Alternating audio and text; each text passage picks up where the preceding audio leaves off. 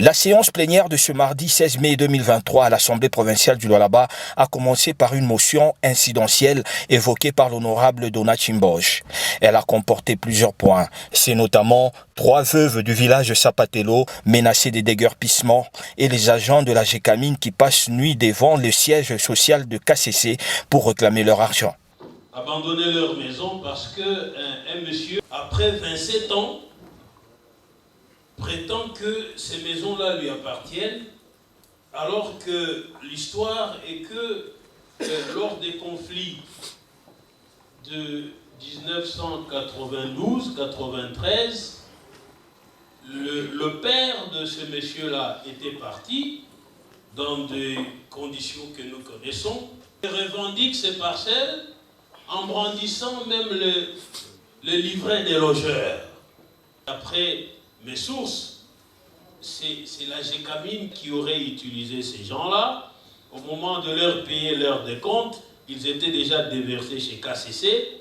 Bon, eux, comme ils ont eu comme dernier employeur KCC, et s'en prennent à KCC.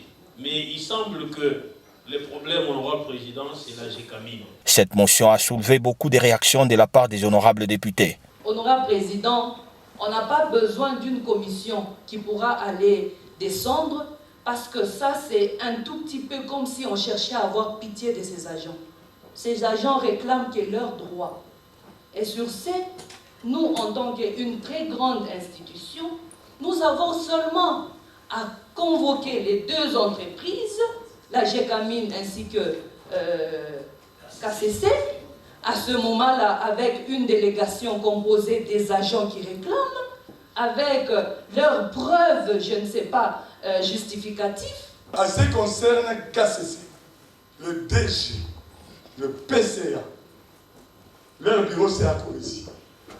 Il est important que nous puissions, nous en tant que représentants du peuple, qu'on puisse les inviter, qu'on parle avec ces gens-là.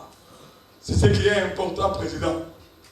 Aller à Lubumbashi aujourd'hui, ça va nous prendre beaucoup de temps. Mais les invités ici à Corésie, nous sommes quand même la première institution. Pour l'honorable président Louis Kamonitumbu, il y a urgence. L'Assemblée provinciale du Lualaba doit réagir en invitant les responsables des deux entreprises précitées.